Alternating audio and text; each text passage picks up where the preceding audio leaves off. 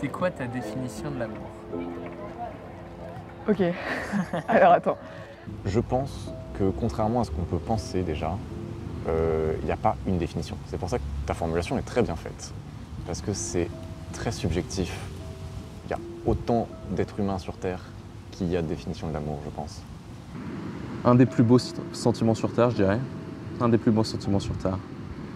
Et puis, c'est tellement large qu'on peut, je pense, pas le cantonner à une définition précise.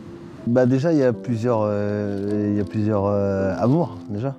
Et il y a l'amour véritable, c'est quand tu rencontres voilà, la personne dont tu tombes amoureux. Après, il y a l'amour de tes enfants, pour moi. L'amitié, pour moi, c'est de l'amour. C'est de l'amitié, c'est de l'amour pour une personne. Voilà. L'amour, c'est un sentiment, premièrement, indescriptible, qui te prend littéralement au cœur, des papillons dans le ventre, des frissons. Tu sens quand la personne que tu aimes pose les yeux sur toi. Je pense que l'amour, c'est un sentiment universel chez chacun, qui trouve écho en chacun de nous, tu vois, mais qu'on ressent de manière différente et qui pourtant signifie la même chose chez tout le monde. Enfin, pas forcément la même chose, mais qui retentit en chacun de nous de manière différente, mais qui est associé au même sentiment.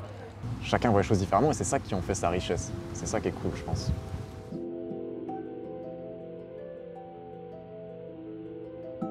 À partir de quel moment tu sais que tu es amoureux? Difficile aussi.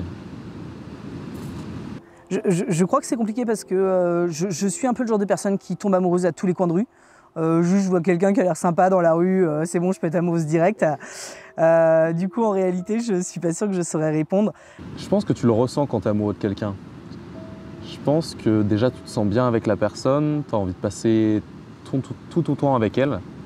Et je pense que tu le ressens. Tu sais pas vraiment pourquoi ni comment, mais tu le ressens vraiment au fond de toi.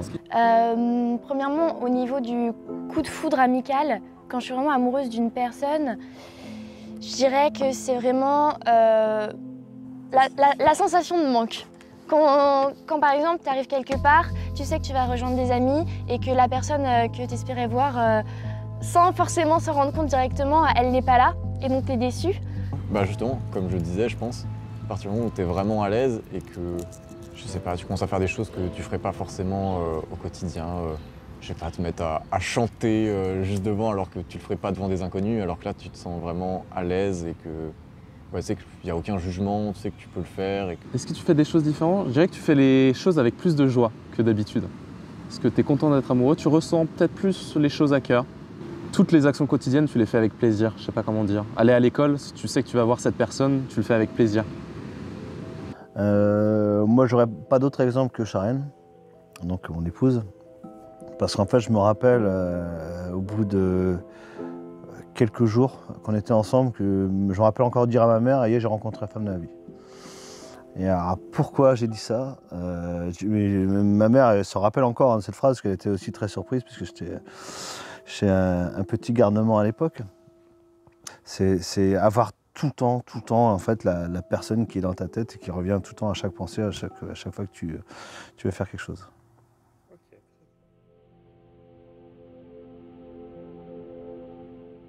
Est-ce que tu penses que l'amour est une émotion innée ou quelque chose que l'on apprend avec le temps?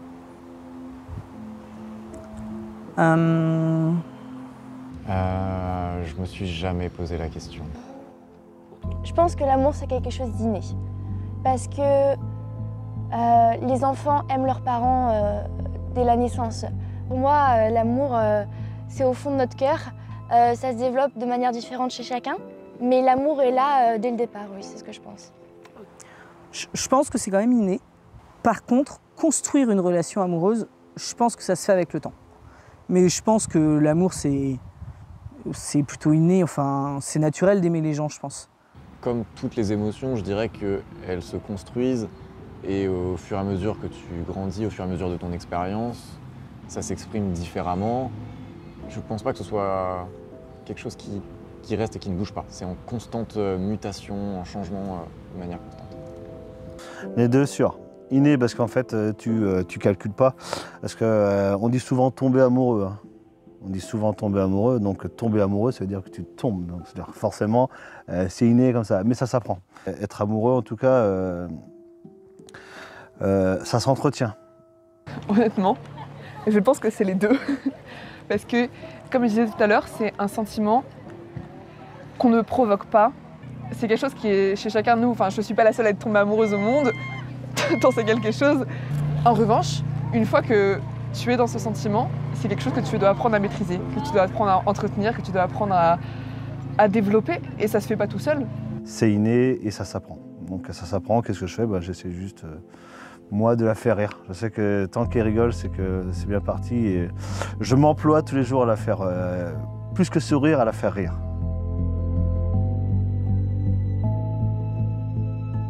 Quel a été ton plus grand amour dans ta vie? Mon plus grand amour dans ma vie. Je sais pas si c'est pareil pour tout le monde, mais peut-être ça aurait été mon premier amour, ouais. Parce que c'était une relation qui se passait hyper bien, qui était vraiment en symbiose. On avait les mêmes passions, on avait les mêmes envies, en tout cas jusqu'à un certain temps, on a eu les mêmes envies. En tout cas, c'est certainement la relation qui m'a le plus marqué. Oui, évidemment, c'est Chacha. Et puis, je ne vois pas ma vie sans elle. Voilà, oui, c'est elle le grand amour de ma vie et ce le sera jusqu'à la fin de mes jours, je pense. Ben, j'ai été amoureuse qu'une seule fois, moi, de toute façon. Mon plus grand amour, donc c'est mon premier amour. C'est un garçon que j'ai rencontré au collège. Un garçon qui me faisait beaucoup rire, c'était mon voisin de classe à l'époque. C'était vraiment extraordinaire parce qu'il y a un truc que j'ai découvert en état amoureux, c'est la fusion que tu peux avoir avec une personne en particulier. Tout est naturel, tout est sympa, tout est facile. Enfin, l'énergie que ça te donne, le sentiment amoureux à ce moment-là, et en plus avec cette personne, par contre, tu pourrais conquérir le monde, que cette personne te donne des ailes. Et c'est vraiment ce que j'ai ressenti avec cette personne-là. C'était vraiment mon premier amour et mon plus grand amour jusque-là. Actuellement, je dirais mon amoureuse Laura, qui est quelqu'un qui je tiens énormément et que j'aime profondément. C'est ma mère. C'est ma maman. Puisque maman, déjà, c'est la femme de ma vie. C'est la plus grande héroïne. Ma mère, elle a toujours été là pour affronter les tempêtes, pour affronter les problèmes. Elle a toujours aussi été là dans les beaux moments comme en fait dans les mauvais. C'est la personne qui m'a appris tout de suite à aimer les autres. Et elle m'apprend toujours d'ailleurs à m'aimer moi. Voilà, c'est clairement ma mère.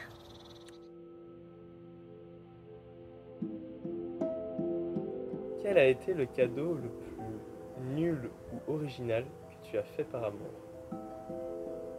Ah putain. C'est sûr, Laura, elle doit avoir des cailloux. J'ai dû lui donner des cailloux. Évidemment que j'ai dû lui donner des cailloux, des pétales qui traînaient. Ouais, j'ai développé un truc. Et c'est que je m'attache aux petits trucs nuls. Genre, elle va m'offrir un cadeau même si c'est un truc nul. Genre par exemple, je sais qu'il y a un vieux fil de fer qui était en forme de cœur, mais pas trop, qu'elle m'avait offert il y a de cela pas mal de temps. Ben, je l'ai gardé et il a plus jamais bougé de ma table de chevet, tu vois. C'était pour une personne pendant le confinement qui habitait juste à côté de chez moi. Et là, je me suis dit, faut que je fasse quelque chose. Je suis allée dans ma chambre, j'ai pris des feuilles, j'ai écrit « je » sur la première page et ensuite j'ai pris une autre page, j'ai écrit T' et j'ai pris une autre page et j'ai écrit t'aime. J'ai envoyé un message à mon amie et je lui ai dit « vite, sors sur ta terrasse » et je suis allée chercher mes feuilles, j'ai foncé directement devant chez elle et j'ai défilé les images comme ça. Je crois que je lui avais laissé un mot ensuite dans sa boîte aux lettres. J'avais dû dire « regarde ». Ta boîte aux lettres. Pouah, hyper facile, je sais pas pourquoi je réfléchis, hyper facile. Alors que moi j'étais pas forcément fan, pour un de mes amoureux, un saut à l'élastique en duo. Ouais. Moi ça me fait flipper donc j'aurais jamais sauté s'il avait pas été là. Ah ouais, on a sauté ensemble, on a sauté main dans la main. Voilà, ça c'était vraiment cool. Alors j'ai fait un truc, en fait ça devient nul mais c'est à cause de Sharon, c'est que je lui ai récité un poème que j'adore de Jacques Prévert, Paris at Night, justement sur la Tour Eiffel, parce que c'était Paris et c'est dans le titre du poème. Et du coup, il n'en avait rien à foutre de ce que je lui racontais, ça faisait que quelques semaines qu'on était ensemble. Donc j'ai trouvé ça chouette, mais en même temps, la réponse au poème était tellement merdique que j'ai trouvé que c'était à chier au final.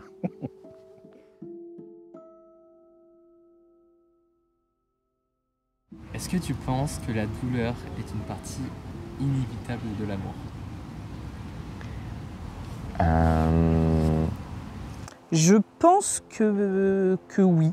Dans l'amour, peu importe comment, et peu importe l'amour que tu as, que ce soit un amour d'amoureux, un amour fraternel, un amour parental, un amour amical, malheureusement, il y a toujours un moment ou un autre dans la vie où tu perdras la personne. Donc ça devient forcément douloureux. Of course. Non mais ça c'est clair. C'est comme la joie sans la tristesse. Je pense que oui, parce que les deux sont intimement liés. Enfin, t'aimes tellement, enfin, c'est tellement un sentiment fort que dès qu'il y a un truc qui va pas, qui se disloque, il y a une pièce du puzzle qui s'emboîte plus, ça fait très mal. Enfin, ça te prend au plus profond de toi et c'est terrible. La souffrance est inimaginable. Enfin, je pensais même pas, avant de la ressentir, qu'on puisse avoir mal à un tel point. Ce qui est cruel avec l'amour, en fait, c'est un sentiment qui est très profond. T'as peur parfois de l'exprimer, t'as peur de le montrer et du coup tu le caches un peu. Donc, ce qui est cruel, c'est que tu passes à côté de plein de choses. Des fois, il y a des moments où t'aurais aimé dire à tes amis, par exemple, moi, vraiment je regrette de dire si tard à mes amis que je les aime, alors que je les aime, évidemment que je les aime. Ouais, forcément, ouais. Très compliqué pour moi de développer ce sujet-là. Forcément, on peut avoir de la douleur. Là, du coup, je reviens à mon côté papa. Aimer mes enfants, les voir tristes ou les voir pas bien, en fait, ça me fait complètement dégoupiller. Donc, je peux être complètement débile et à en avoir mal. Donc oui, pour moi, la douleur, oui, ça fait partie de l'amour. Parce que sans la douleur, on ne connaîtrait pas ce que c'est le bonheur de l'amour et sans l'amour, on ne verrait pas le contraste avec la douleur. Il faut que les deux coexistent pour que les deux existent séparément. Enfin, je sais pas.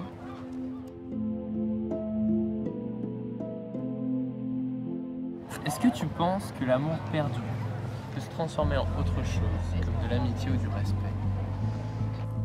Ouais, j'ai envie de dire oui. Je pense à fond. En fait, ça dépend énormément des gens, je pense. Toi? Oui, bien sûr. Peut-être que d'un amour perdu peut renaître une amitié, parce que je pense que derrière l'amour, il y a forcément de l'amitié. Donc peut-être, mais je pense pas que ce sera la chose la plus simple à faire. Si on l'a aimée, on se doit de la respecter quoi qu'il arrive. Du respect, oui. J'en suis profondément convaincue parce que j'ai du mal à concevoir que certaines personnes aient pu s'aimer et après se détester. Carrément, de ouf. Moi, je suis pote avec tous mes ex. En fait, il y a un moment donné où tu as vécu une passion, une relation hyper intense ou pas intense, ou quelque chose qui a duré plus ou moins longtemps. Mais en fait, si tu as été ensemble, c'est qu'il y avait quand même un feeling. Sinon, c'est juste perdre les gens de vue. On se perd de vue et ça disparaît. Et là, en l'occurrence, il se transforme pas, juste il disparaît. Ça peut peut-être aussi se transformer en haine. Ah oui. C'est ce que je disais tout à l'heure, ça peut se transformer en une haine féroce, tu vois, quelque chose où les deux protagonistes ne peuvent même plus se voir, ne peuvent même plus s'entendre. Et je trouve ça fascinant presque à étudier, tu vois, parce que c'est pas quelque chose qui est facile à comprendre. Parce que, en fait, le sentiment d'amour est tellement puissant. Après, se respecter, c'est une chose, mais quand tu as aimé une personne comme j'ai pu aimer une personne, s'il y avait quoi que ce soit, je pourrais pas être ami avec. C'est trop. Ce qu'on a vécu aura été trop fort pour que ça reste une amitié. Il y aura du respect. L'amitié sera compliquée, quoi. J'aimerais pouvoir dire oui, mais j'y crois pas, quoi. J'aurais peur que ça se transforme plus en haine qu'autre chose, quoi.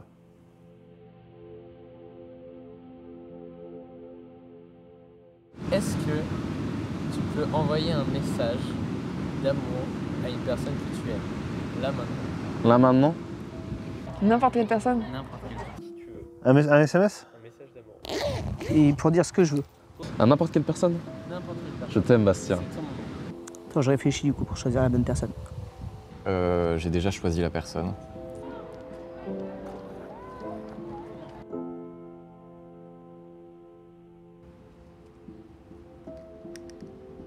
Voilà, j'ai envoyé.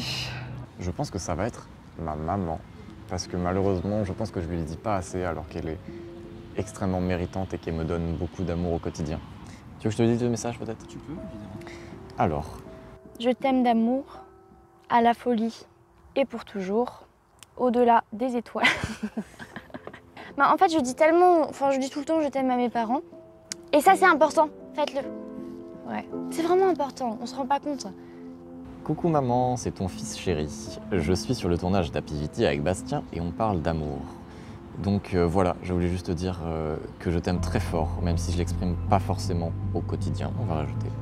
Non, virgule, plein de gros bisous. En fait, il y a des fois, j'appelle mon père comme ça, il fait « Ouais, qu'est-ce que tu veux ?»« Je t'aime, papa. » Tu veux de l'argent? Non. J'ai écrit un message à mon frère. Ok. Coucou, j'espère que la route s'est bien passée après ton anniversaire. Bon courage pour ta tournée, je t'aime. Je vais carrément envoyer « Je vous aime » sur le groupe famille. Avec un petit cœur rouge, parce qu'on gros love sur la famille quand même. J'en ai envoyé à 2 personnes en fait. Très bien. J'en ai envoyé un à Milo, qui est mon ami dont je me suis beaucoup rapprochée cette année. Et sinon, j'en ai envoyé un à toi. Oui. Parce que je te le dis jamais, Bastien. Je dirais qu'il faut toujours dire le plus souvent je t'aime, entre guillemets, mais un je t'aime sincère. Faut pas que ça devienne un je t'aime d'habitude. Faut toujours que ça soit avec les mêmes sentiments. Voilà. Je suis petit cœur.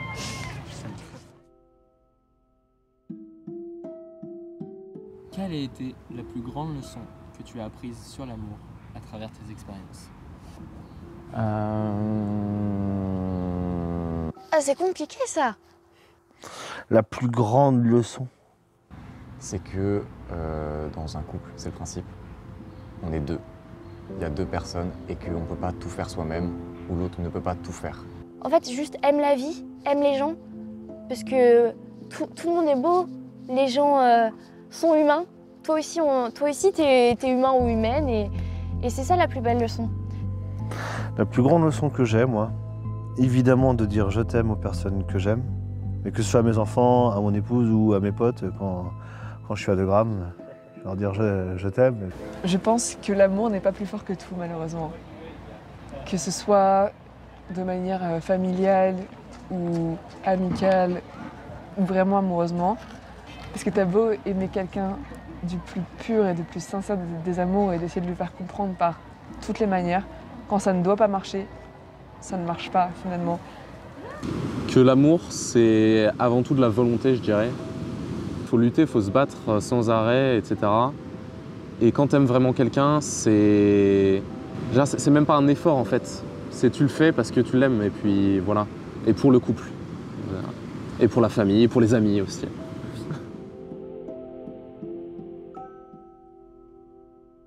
Pour finir, est-ce que tu as un message d'amour à faire passer aux gens? Un message d'amour à faire passer aux gens. Qui je suis pour pouvoir pour donner un message. Aimez-vous. Faites l'amour, pas la guerre. Quelle phrase horrible. En vrai, c'est tout con, mais aimer le monde en entier, tu vois. C'est que l'amour n'a pas besoin d'être parfait, mais il a juste besoin d'être vrai. Soyez heureux dans votre vie et vous serez heureux avec les autres. Si là, je pouvais envoyer un message à toutes les personnes sur la Terre d'un coup, c'est d'aimer les petites choses du quotidien. Il faut transformer le moindre moment qui soit neutre, soit négatif, on essaie de trouver quelque chose de bien. Et aimer, parce que c'est le principe de base.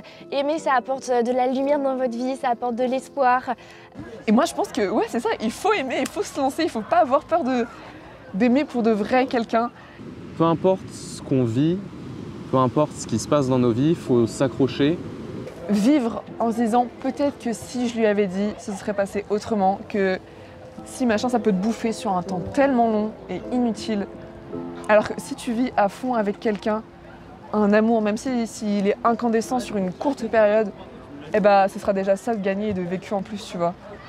Chaque personne est unique et super en soi, et on le dit pas assez, ou en tout cas on s'en rend pas assez compte. Il faut avoir confiance en soi, parce qu'on est super, parce que vous êtes super, qu'il faut s'aimer et qu'il faut aimer les autres aussi. Et qu'il faut le dire, il faut le partager. Voilà. Bon, je te fais plein de phrases, tu te débrouilles avec ce que t'as. Hein. On se félicite. C'est beau. Merci beaucoup. Applaudissons-nous. Qu'est-ce que ça qu'on fait?